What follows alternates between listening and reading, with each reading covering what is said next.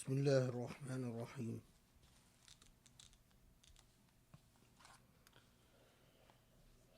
الحمد لله رب العالمين،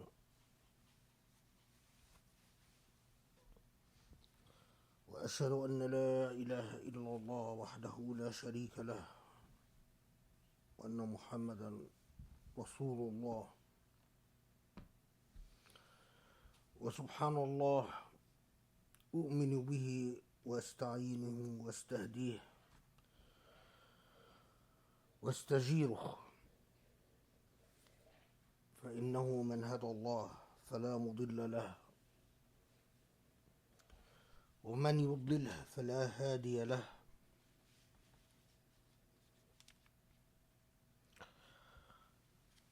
يا رب، إني أتوكل عليك وأعوذ بك أن أضل أو أضل أو أزل أو أزل أو أظلم أو أظلم أو أجهل أو أستجهل،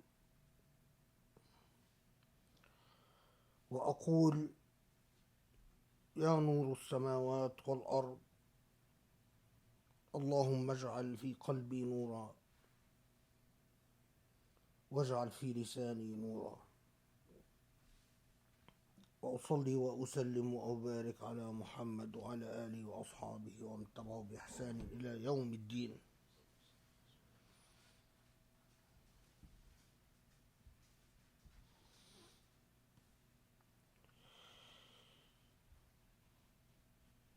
As I was preparing for this khutbah,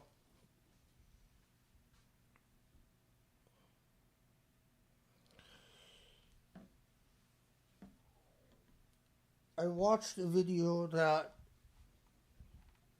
made the blood run cold in my veins, and that unsettled me so much that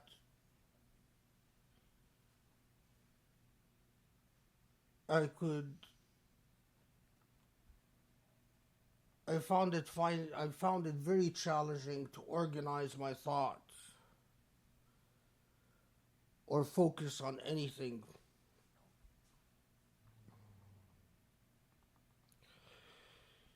The video was of a woman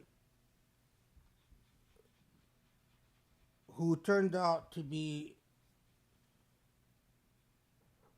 an orphan. She was married. Her husband had died, so she was a widow, or she is a widow. And she is a mother. She has one child. And this video, this woman recorded it basically to plead and beg for help from anyone in a position to help her around the world. She's from Egypt, and her problem is that where she lives, there is a police officer who happens to work as a driver for the chief of the police station where she lives. In Egypt, it's not unusual for police officers to have as their full-time job, basically to drive higher ranked officers around, to be their drivers. Anyway, that driver / police officer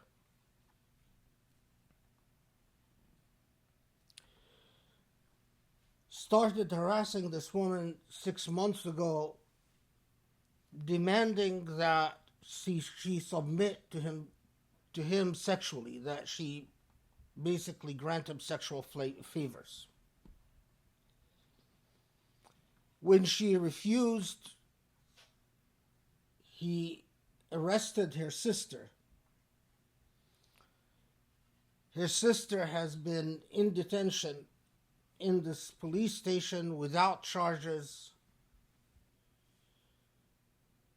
for a few weeks. And he bluntly told this woman that unless she submits sexually, they will not only not release her sister, but according to this disgusting human being, they will continue sexually assaulting the sister in prison or in the police station. It turns out that this sister is a divorcee, and she's, as far as I could find out, she does not have children, but she's divorced. And she is the younger sister of the woman in question.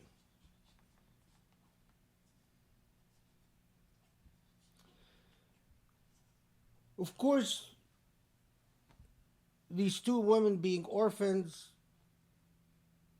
and of a disadvantaged social status, they're powerless, they have no connections, they have no protection. And so the first question that you do when you work in the fields of human rights is to verify the authenticity of events, to get information on the victim, on the offender, and on the circumstances. It turned out that this woman only dared to record her plea for help because she has some guts. But this police station is an habitual offender in the area they exist in. This police station has numerous reports of victimizing women, abducting women from the region, and committing numerous sexual offenses against women.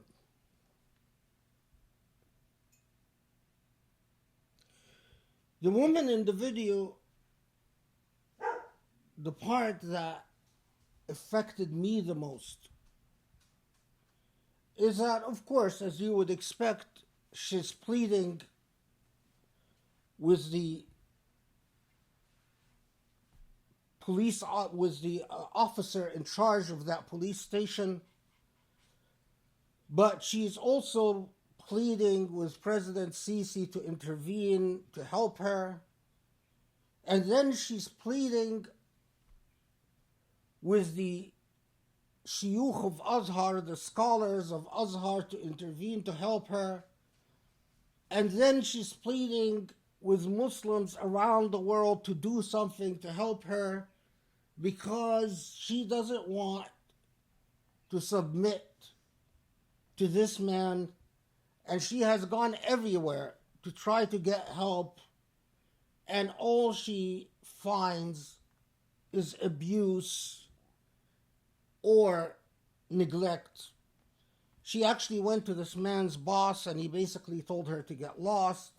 She went to his superiors. They further abused her. But let me emphasize that, sadly, the problem of sexual abuse by people in power in a country like Egypt is persistent and systematic. It is not a rare occasion.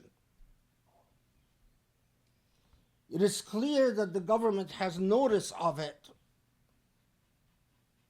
and simply doesn't care, because the government sees it as yet another instrument of subjugation and control towards the people they govern. If you teach people that they have no dignity, they should expect no honor, that they have no rights, then these people would be broken and submissive.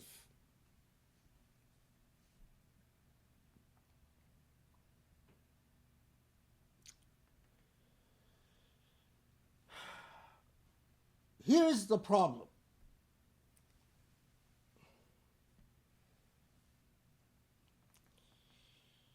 Muslims often wonder why their prayers are not answered, and consider this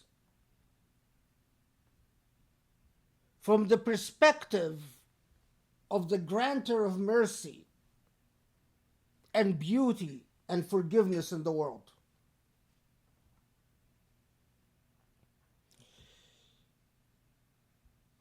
This is a Muslim woman begging because she is powerless, begging because she is an orphan, she's not rich, she has no connections in society, and as it turns out, she's not the exception. She's not a one-off. She's not an outlier. That man who's victimizing her, sadly, is not an exception.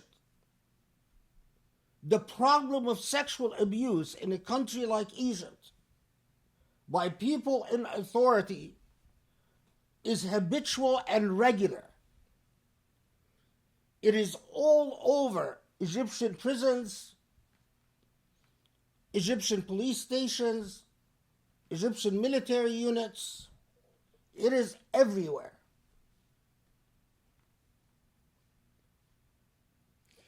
But the part that kept me up and tormented my soul is how easy it would be for this woman's fellow countrymen or even fellow human beings, her fellow Muslims,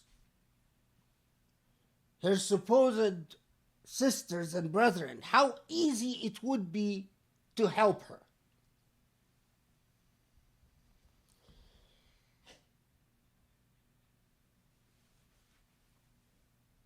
Imagine this.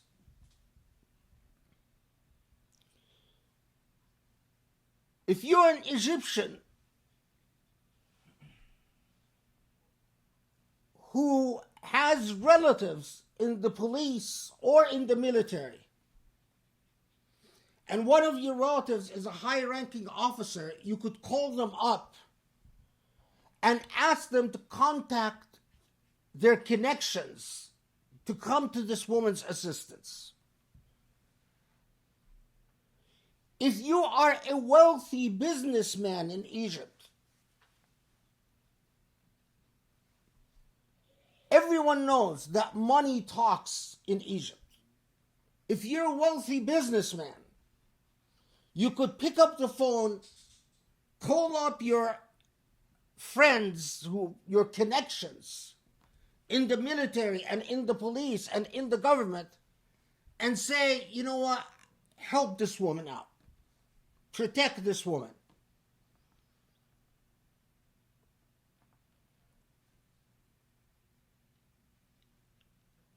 But not only that, if you are a rich businessman not in Egypt, not living in Egypt, all these Egyptians who do business all these American Egyptians, all these Egyptians living in the United States, all these rich Egyptian families living in Los Angeles, they could see a video like that and pick up the phone and call one of their contacts and get this woman protected. But not only that,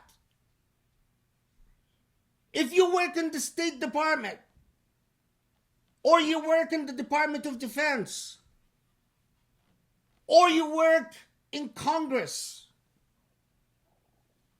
you could pick up the phone and call your contacts in Egypt or go through formal channels and protect this woman. But not only that,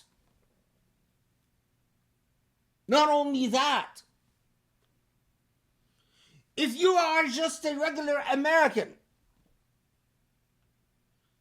and you have a trip scheduled to go visit the pyramids or the Sphinx, and you see a video like this, you write a letter to your travel agent and say, I cancel my visit.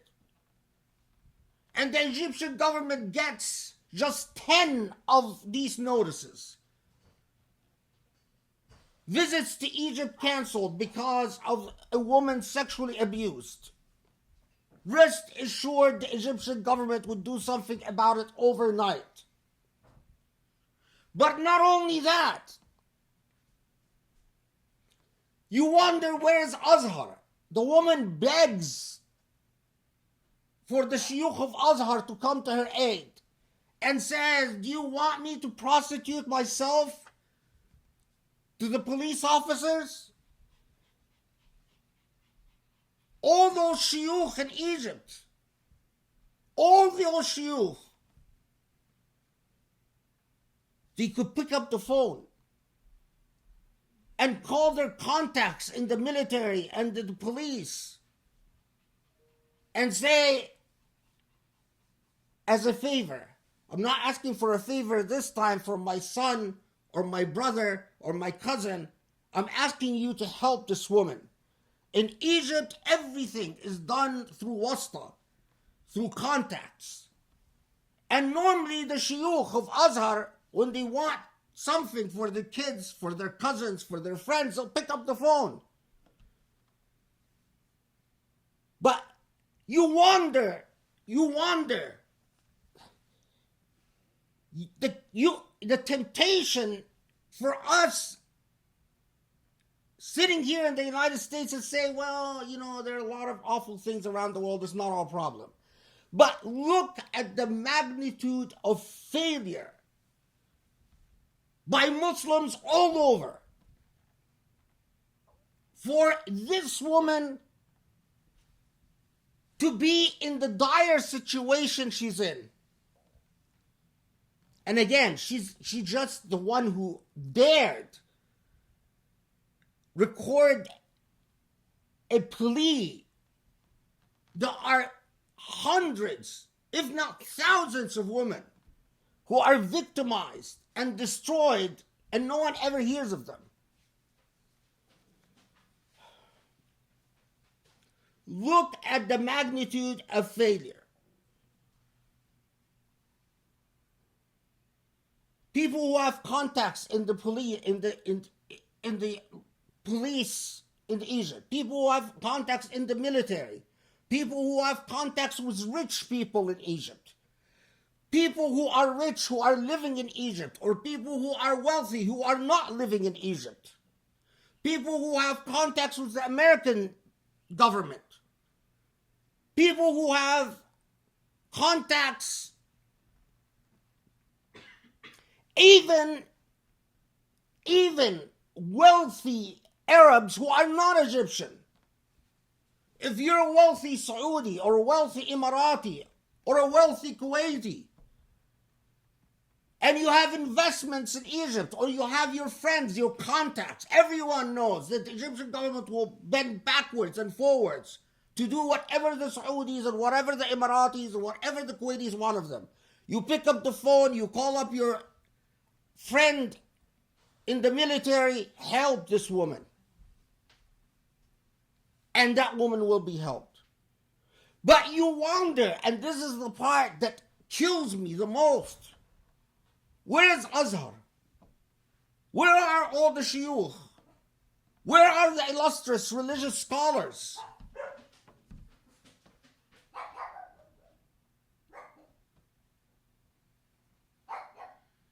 All those religious scholars who call in favors with the military and law enforcement, so-called law enforcement, millions of times every year, not one of them thinks of lifting a finger to help this woman.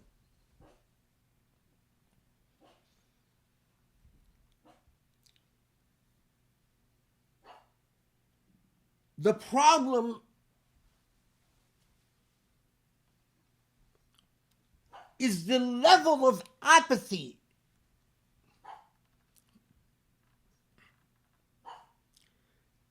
that plagues us as Muslims. Imagine if a woman like that would record a plea like that, and immediately Muslims around the world who live in so-called free countries would feel offended and hurt and just start tweeting or talking about it. Rest assured, the Egyptian government would help a woman like that immediately because they don't want the embarrassment. The problem is the level of apathy.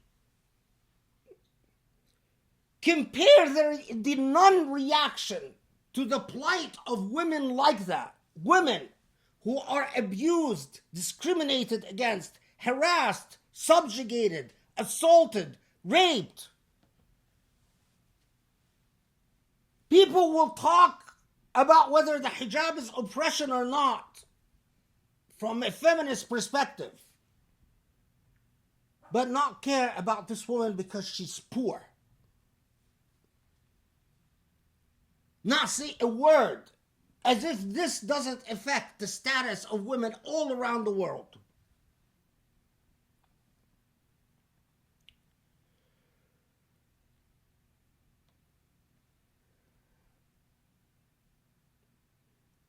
The issue is moral apathy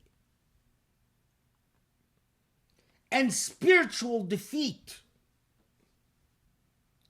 And I ask you, now when it comes to God, when God sees a woman like that and her sister, orphans, victimized, persecuted, subjugated, and God looks upon Muslims and finds wealthy Muslims silent, politically active Muslims don't care, religious Muslims and so-called religious scholars, not one of them would think this is worthwhile to mention in a khutbah. All over the Muslim world, all over the non-Muslim world, all over the US. I am sure I am the only one giving a khutbah at Jum'ah who would mention something like this. What do you think Allah, morally, ethically, what do you think Allah's position should be vis-a-vis these people? Should Allah say, bravo, I'm going to answer all your prayers? Should Allah say, you are wonderful, lovely people, I'm going to be on your side? When you pray that Allah cure your son from a disease, Allah please help. Please, my son is sick. My son is going to die. Help! Don't you think Allah remembers a time when you heard someone else beg for help and plead for help? And if you could have done something and you failed to do it, do you think Allah says, oh, no problem, okay, I'll help your kid, although you helped no one but yourself? All these rich Egyptians that I know living in Los Angeles, who I know that they have the cell phone numbers of people in the Ministry of Interior, of people in the Sisi government, who call up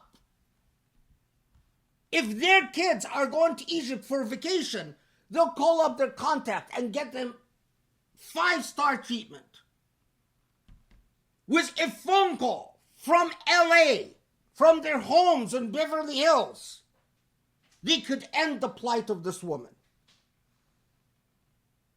But those rich LA Egyptians, they'll solve the problem and say, oh, this is lie. This is a fabrication.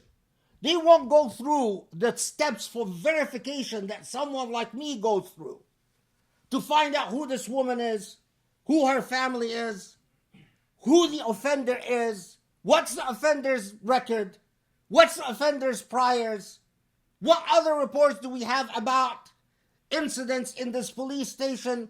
They won't go through any of that. And even if they have an opportunity to learn any of that, they don't want to learn.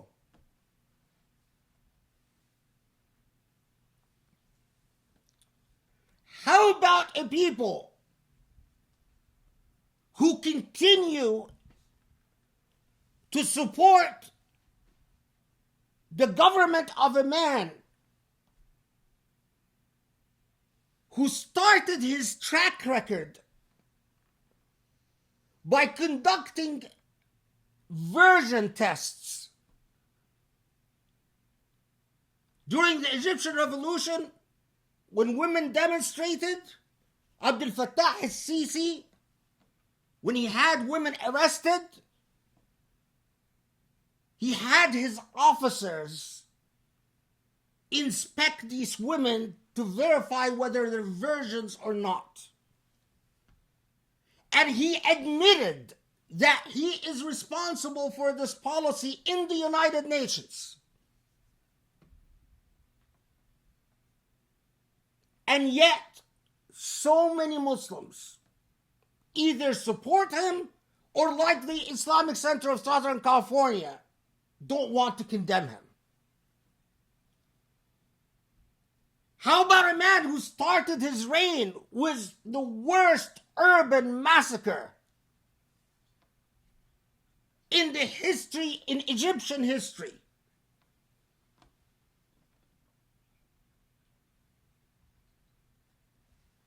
The massacre of Rabaa. Please understand, we Muslims are part of a single tapestry. We are interwoven like the threads of a single rug. Allah looks at us collectively. What do we do with each other and what do we do for each other?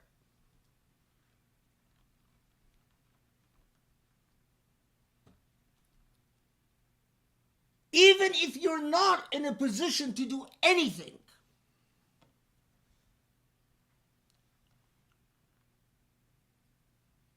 don't you think Allah looks at a minimum, how many Muslims,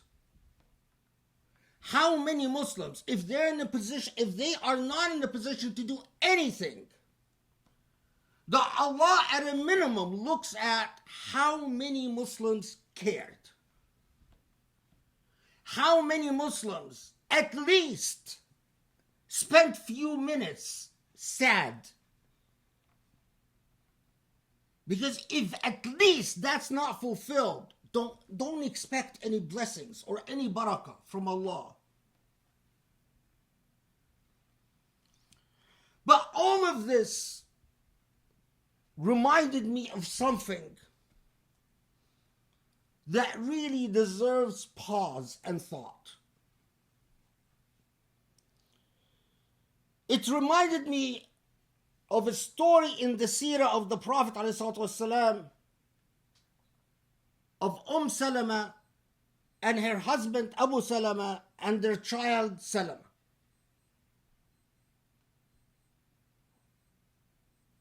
So you can compare ethics and morality, and not even necessarily religious affiliation, but morality. Salama comes from one of the important Arab tribes, Bani Khudayma, but she herself and her husband were poor. They're among the early converts to Islam and facing persecution in Mecca. Salama and her husband Abu Salama at the time, of course later on her husband dies and she marries the Prophet, but at this stage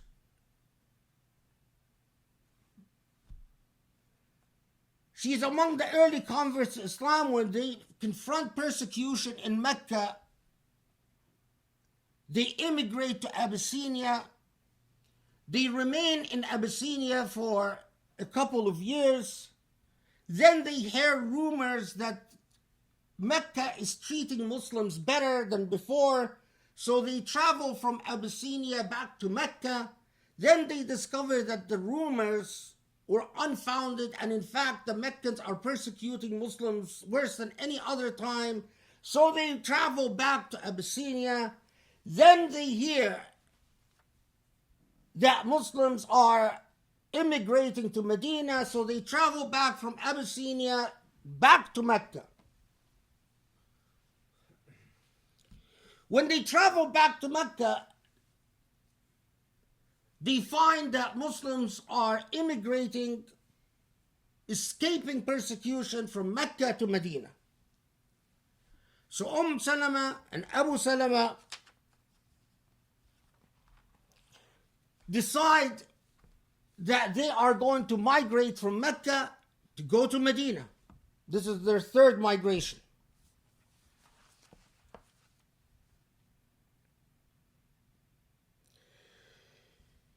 I'm sorry, her tribe is Bani Makhzum, not Bani Khuzayma. Anyway, they pack up what little belongings they had in Mecca and they're on their way to Medina. Both Salama and Abu Salama are from Bani Makhzum, so they're both from the same tribe. Their tribe finds out that they are escaping from Mecca to Medina. They pursue them, they capture them, and Salama's family, her family, tell her husband, if you want to travel to Medina, there's nothing we can do to stop you. But by God, you will not take your wife with you or your son. Either you remain in Mecca suffering persecution with your wife or son, or you go join your Prophet in Medina, but you can't take your wife and son with you. Abu Salama knows there's no point to staying in Mecca because the persecution is intense and relentless. So he continues on to Medina, and Bani Makhzum capture Salama and her kid and head back to Mecca. You will see the relevance in a second. When they get to Mecca, Bani Makhzum, Salama's tribe and her family in particular, tell Salama, we don't want our grandchild raised by a freaking Muslim. So as long as you're Muslim, we will not allow you to raise your kid. And they grab her child from her and separate her from her child and tell her, as long as you're Muslim, you can't see your kid. Salama remains in Mecca, begging and pleading with her family to let her see her child. She's now without her husband.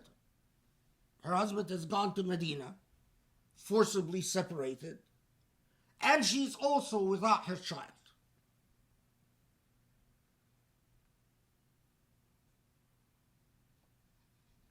Salama's family notices that she's not eating, she's crying constantly, but she won't leave Islam. And they realize that if they continue doing what they're doing, she's going to die.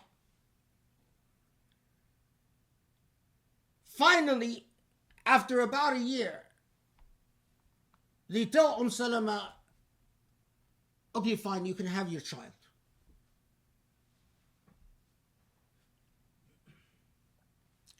I forgot a very important part. Salama goes to the spot where she was forcibly separated from her husband and sits in the spot, literally crying and praying. And that situation lasts for an entire year. After a year, her family realizes this woman is going to perish. There's no point, we'll give her back her child. The minute she's reunited with her child,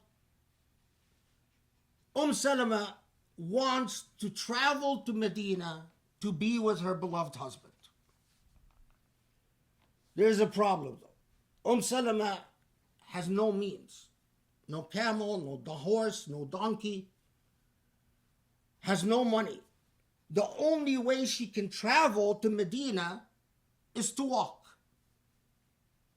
And she doesn't want to wait till a caravan comes along because she's very worried that her family would change her mind and imprison her again or separate her from her child again. So what option she has? The only option is to take her child and to walk from Mecca to Medina, about 250 miles.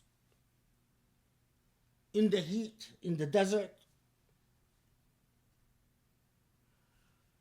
Salama takes her child and in fact starts walking in the desert, heading from Mecca to Medina, to be reunited with her husband and to be united with the Prophet ﷺ in Medina.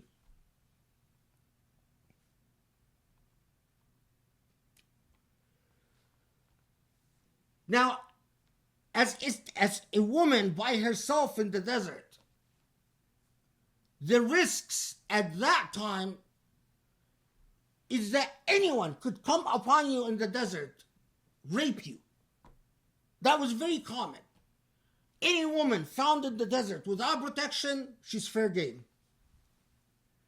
Anyone could come along, rape you and kill you. The more likely scenario is anyone could come along, abduct you and your child and sell you into slavery. That was very common. But yet Salama finds that she cannot continue living in Mecca,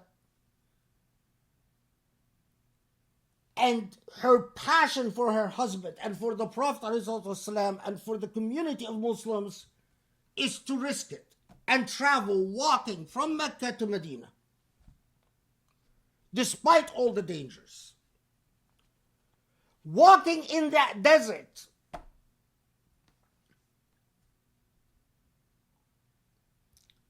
a man sees Salama and her child. His name is Uthman ibn Talha. Uthman ibn Talha is a kafir. He's not a Muslim. He's a kafir. He's not a Muslim. But when he sees a woman alone,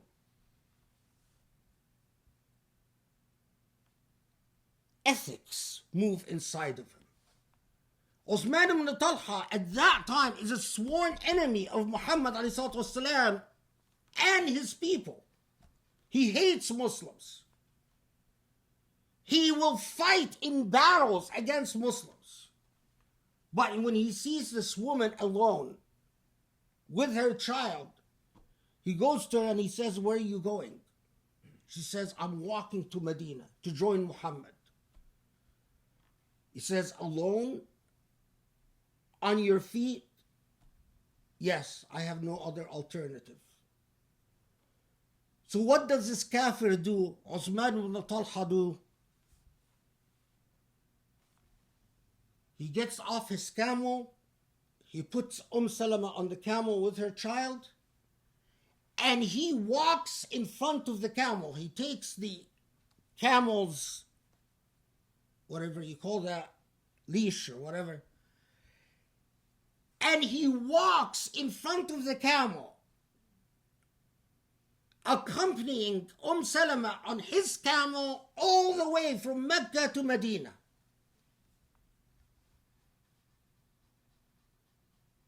When they get close to Medina, Uthman ibn Talha tells Salama tells Uthman ibn Talha, "Okay, now I'll go down and I'll come down and you can have your camel back." He says, "No, because you still have to walk about 20 miles to enter into the boundaries of Medina." He gives her his camel. And what does Uthman ibn Talha do at this point? He walks back from Medina to Mecca on his feet.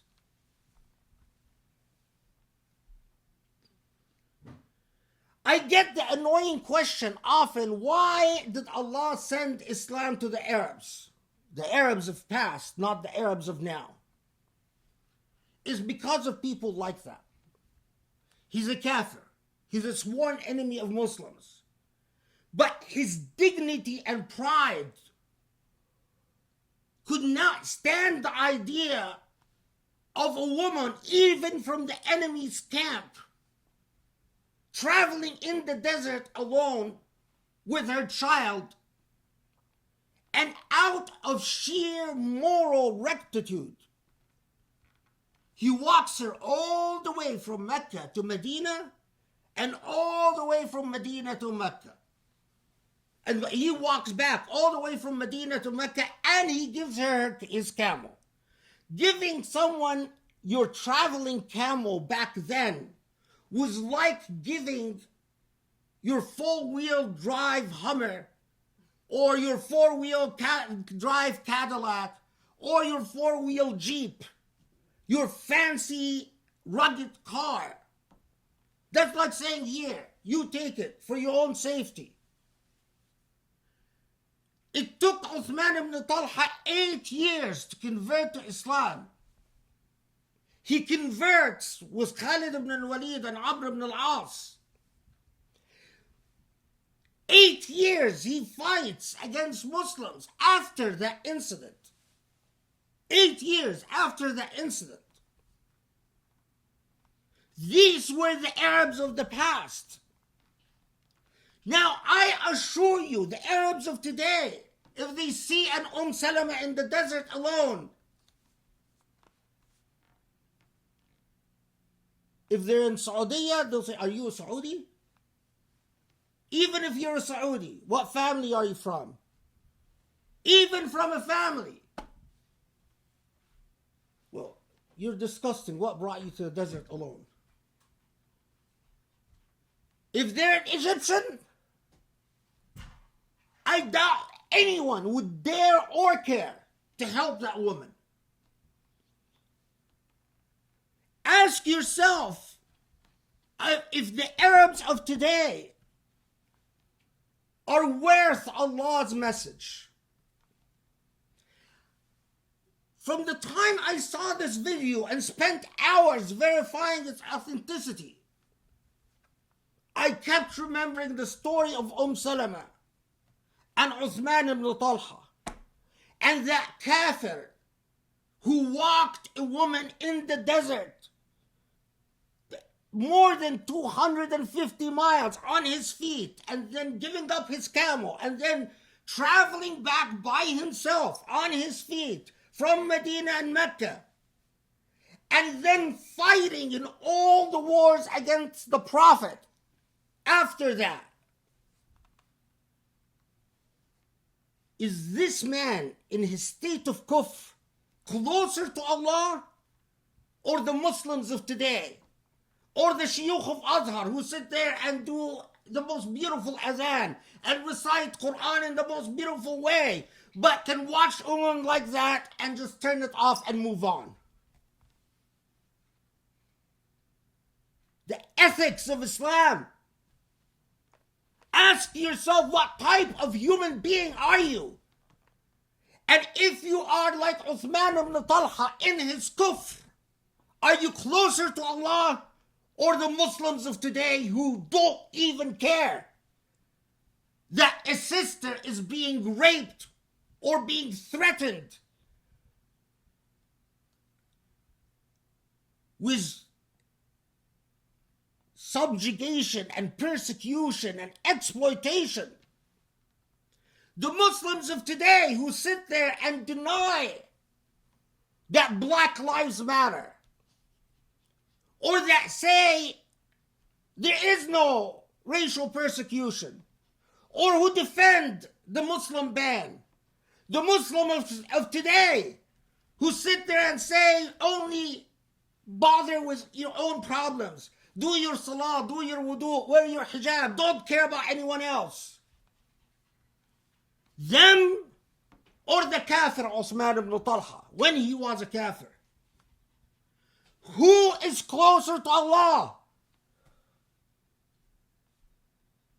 What type of God do you worship? That is the moral question.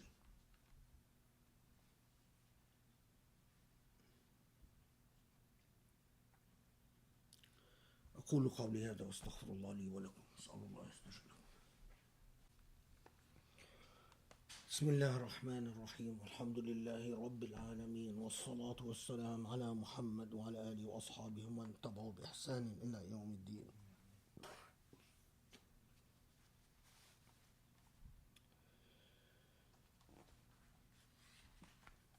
As a Muslim,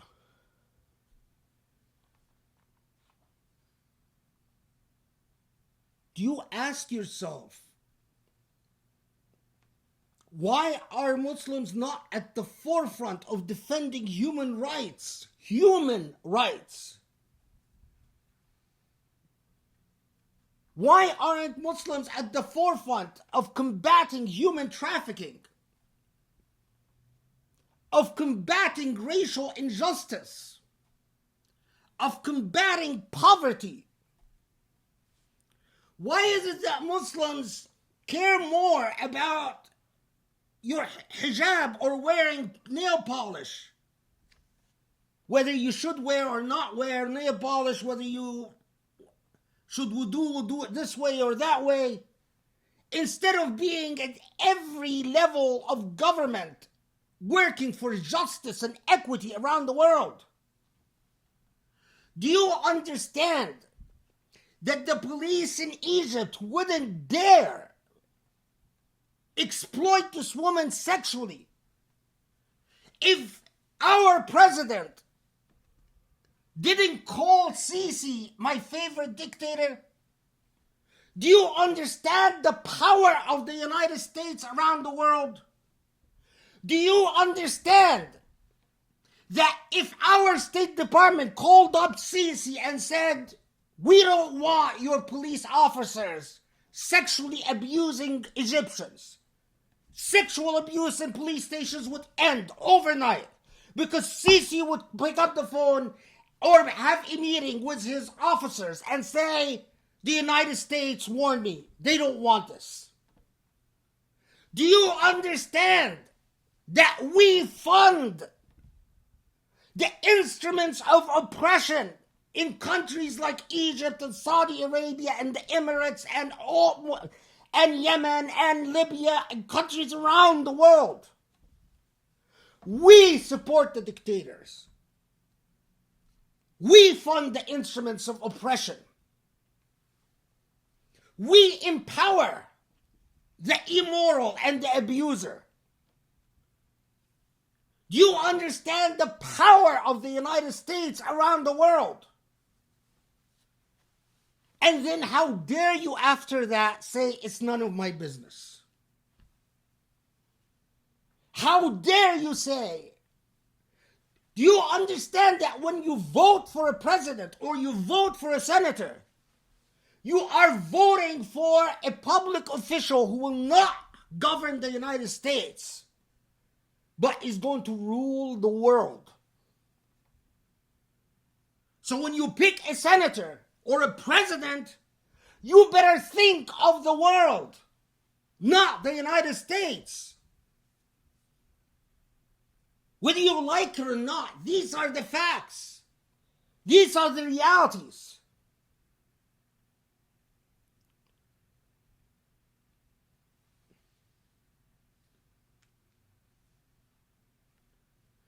What good faith effort have we shown Allah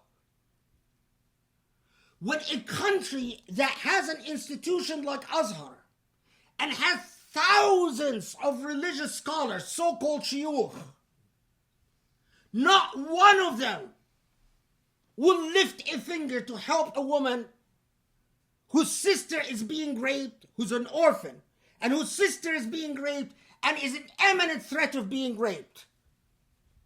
Not one of those shuyukh at Azhar, not the mufti, not the former mufti, not the sheikh of Azhar, not any of these people will lift a finger to help. And then I ask you, and I'm sorry to be so vulgar and put it so bluntly, but if you were in Allah's place, what would you do with these people? What would you do with their prayers? What would you do with their supplication when they get corona and say, Allah, please save my mother, save my son, save my daughter? What would you do? What would you do when you see them living in Beverly Hills, driving expensive cars, flying to vacations in Egypt, owning expensive mansions in Egypt, bragging about their connections with the government and the army? But when they see a video like that, they say it can't be true. It's all lies. It's all fabrications. And if someone tells them, you know what, there's an expert in human rights who verifies this stuff for a living, call Khalid Abul Fadl, find out if it's true or not. No, I don't want to know. He's an ikhwan. What would you do? What would you do with these people?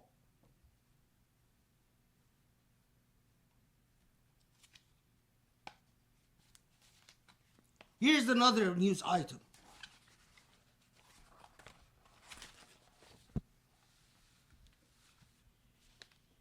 Federal authorities in New York seized a shipment of weaves and other beauty accessories suspected to be made out of human hair, taken from people locked inside of Chinese internment camps.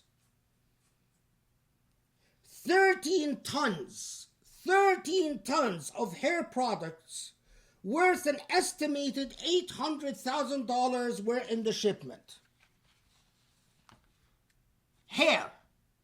13 tons of hair coming from the Muslim internment camps.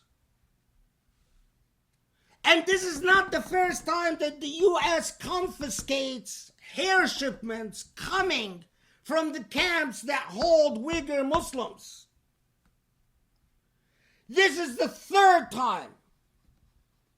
Imagine how many human beings do you need to control to cut 13 tons of hair and then sell it to the United States to hair salons and hair companies for a handsome profit. Why did the U.S. confiscate the shipment? Because there's a U.S. law that the U.S. must not allow products that are a result of forced labor. These are your Muslim brethren and sisters in China, held in concentration camps, raped and killed and murdered, not allowed to practice their religion, and not even allowed to keep their hair. If you not have nice hair, it gets taken away from you so that the Chinese government can sell it to the United States at a profit. At a minimum, are you an ethical consumer? At a minimum, if you care about the rights of animals, do you also care about the rights of human beings? When you go to a salon or you look at hair products, as an American citizen, when you vote for a senator or a representative in the House or a president, do you care about whether you are electing an official who will make a firm stand against the exploitation and the abuse of your fellow Muslims in China? Do you care? So many in the Muslim World League spend numerous hours assuring the world that they are completely opposed to the Holocaust, as they should be. But where are Muslims from the Holocaust against Muslims going on in China now? These are not re-education camps. These are camps that kill and murder and rape and harvest organs and harvest hair. Do you see the connection between the women who are sexually exploited in China and the woman who is sexually exploited in Egypt, and the woman who is sexually exploited in Saudi, and the woman who is sexually exploited anywhere in the world? Do you see the connection between that and the woman who is sexually exploited by an LAPD officer or an NYPD officer because she's poor and destitute and without means? Have you done your homework to read about incidents of sexual abuse by our own police officers in the United States against the poor and powerless? Have you read how often the police will pull over a poor woman, a minority, just to demand sexual favors or else? Do you have any clue about that? Uthman ibn Talha walked in the desert hundreds of miles as a kafir, as an enemy of Muslims, gave up his 4x4 Jeep Wrangler to Salama just so he can see a woman be safe. And he was a kafir. And you might be a Muslim, a praying, fasting Muslim. Which of you is better? Which of you is better in Allah's eyes? Which of you is more worthy of Allah's blessings?